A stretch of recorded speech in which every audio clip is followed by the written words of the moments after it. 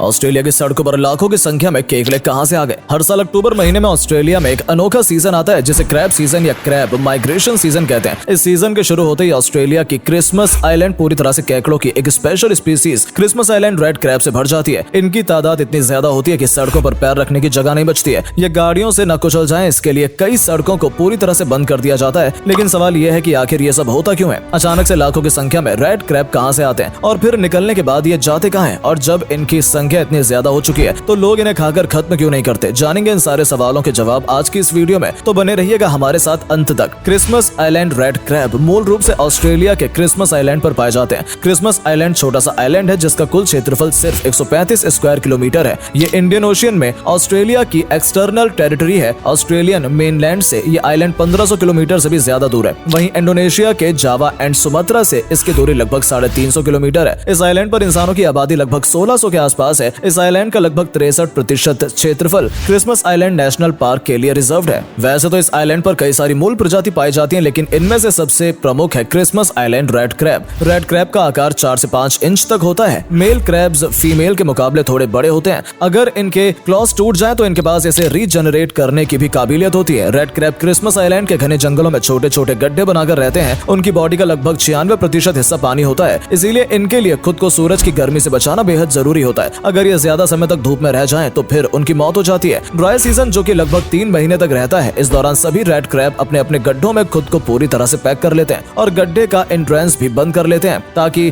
तपती गर्मी से वो खुद को बचा सके। लगभग 3 महीने तक पैक रहने के बाद अक्टूबर से नवंबर महीने के बीच क्रिसमस आइलैंड पर मानसून की शुरुआत होती है और पहली बारिश के बाद से ही रेड क्रैब अपने अपने गड्ढों से निकलना शुरू कर देते हैं और फिर शुरू होता है उनकी जिंदगी का एक ऐसा सफर जो इन्हें सबसे अनोखा बनाता है। मानसून की पहली बारिश और चंद्रमा के चक्र को देखते हुए रेड क्रैब्स पलायन की शुरुआत करते हैं। घने जंगलों के बीच जिस गड्ढे में वो लगभग सालों भर रहते हैं उसे छोड़कर ये सभी समुद्र के किनारे की ओर जाने लगते हैं। क्रिसमस आइलैंड पर रहने वाले सभी रेड क्रैब के पलायन का समय लगभग एक साथ ही होता है। इस वजह से जब ये पलायन करते हैं तब इनके झुंड की संख्या हजारों हजार तक होती है। मेल क्रैब्स की कोशिश होती है कि वो फीमेल क्रैब्स से पहले समुद्र के किनारे तक पहुंच जाएं, क्योंकि वहां पहुंचने के बाद उन्हें कुछ स्पेशल काम भी करना होता है। केकड़ों का ये झुंड जब पलायन कर रहा होता है तब समुद्र के किनारे तक पहुंचने के अपने रास्ते में इन्हें कई रिहायशी इलाकों और चालू सड़कों से गुजरना पड़ता है। जब केकड़ों का झुंड रिहायशी इलाकों में पहुंचता है तो वहां इंसानों के लिए जमीन पर पैर रखने की भी जगह नहीं बचती है। सड़कों का नजारा तो ऐसा हो जाता है जैसे यहाँ केकड़ों की बारिश हो गई है। पहले तो इस पलायन के दौरान हजारों केकड़े गाड़ियों से कुचलकर मर जाते थे, लेकिन अब उनके पलायन को लेकर लोगों के बीच जागरूकता बढ़ी है और सरकार भी उनके पलायन को कामयाब बनाने के लिए काम कर रही है। तो जब केकड़ों का पलायन शुरू होता है तभी से उनकी ट्रैकिंग की जाती है और लोकेशन के आधार पर जैसे जैसे केकड़ों का झुंड सड़कों को पार करने वाला होता है उस हिसाब से सड़कों को कुछ दिन के लिए बंद कर दिया जाता है। कुछ सड़कें जिन्हें बंद करना मुमकिन नहीं, वहाँ केकड़ों को सुरक्षित सड़क पार करने के लिए छोटे छोटे से ब्रिज का निर्माण कर दिया जाता है और साथ ही रोड के दोनों ओर बैरिकेड भी लगा दिए जाते हैं ताकि केकड़े ब्रिज के ऊपर करके ही रोड पार करें। इसके अलावा कुछ जगहों पर छोटे छोटे सुरंग भी बना दिए जाते हैं ताकि रोड पार करने में इन्हें अपना जान न गंवानी पड़े। वैसे तो ये सारे इंतजाम सिर्फ रेड क्रैब की सुरक्षा के लिए नहीं किए जाते हैं, इसमें इंसानों की अपनी सुरक्षा भी शामिल होती है। दरअसल उनके शरीर का बाहरी कवच इतना मजबूत होता है कि कई बार इनके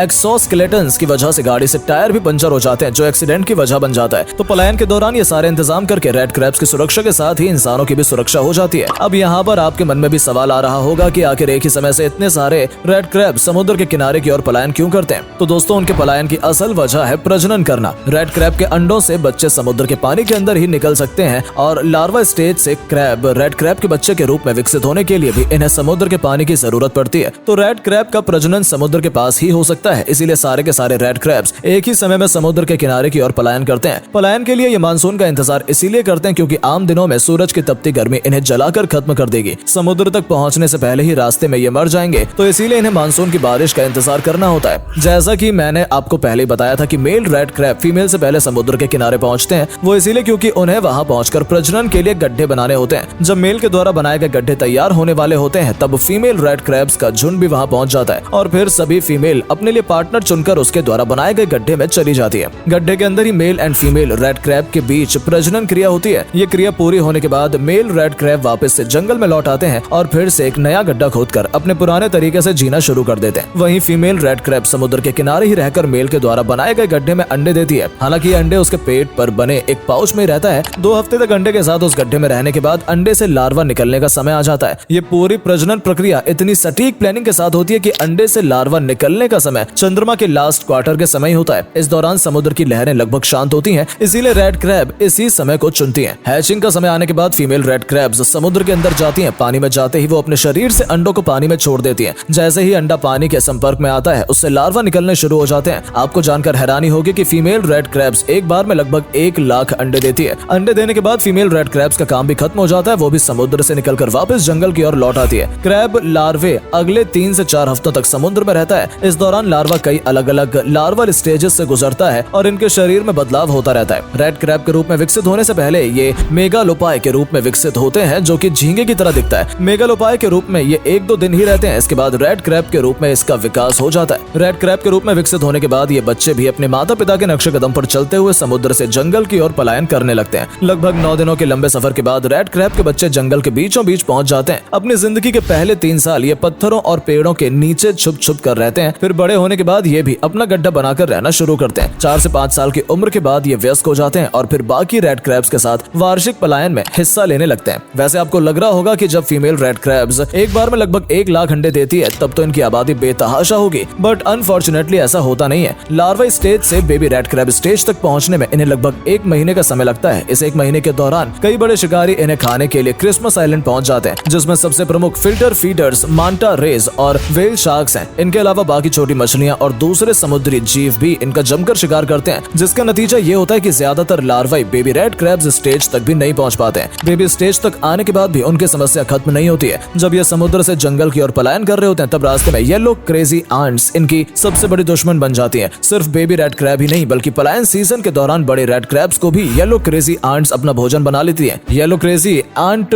इन्वेसिव स्पीशीज हैं जो कुछ लोगों की गलती से अफ्रीका से ऑस्ट्रेलिया आ गई और आज रेड क्रैब्स की सबसे बड़ी दुश्मन बन बैठी हैं। एक अनुमान के मुताबिक सिर्फ येलो क्रेजी आंट्स की वजह से ही क्रिसमस आइलैंड पर रेड क्रैब की आबादी 15 से 20 मिलियन तक कम हो चुकी है और आगे भी ये तेजी से कम होने वाली है। अब आइए जानते हैं कि इंसान रेड क्रैब को खाते क्यों नहीं है। तो दोस्तों इसके पीछे की वजह बिल्कुल सिंपल है। रेड क्रैब का शरीर 96% तक पानी से बना हुआ है। इसके अंदर खाने वाले मटेरियल्स काफी कम होते हैं और वेस्ट मटेरियल काफी ज्यादा। इसके अलावा इनका टेस्ट भी लोगों को पसंद नहीं आता है। यही वजह है कि रेड क्रैब को खाने के बजाय लोग इसे बचाने में ही इसकी मदद करते रहते हैं। आपको बता दें कि रेड क्रैब का पलायन क्रिसमस आइलैंड का प्रमुख टूरिस्ट अट्रैक्शन बन चुका है। हर साल बहुत सारे लोग सिर्फ उनके पलायन को देखने के लिए क्रिसमस आइलैंड आते हैं। तो दोस्तों आज की वीडियो में बस इतना ही। उम्मीद है आपको आज की हमारी वीडियो पसंद आई होगी। अगर हाँ तो इसे लाइक करें और अपने दोस्तों के साथ शेयर जरूर करें और भी इंटरेस्टिंग वीडियो देखते रहने के लिए हमारे चैनल को सब्सक्राइब जरूर कर लें। धन्यवाद।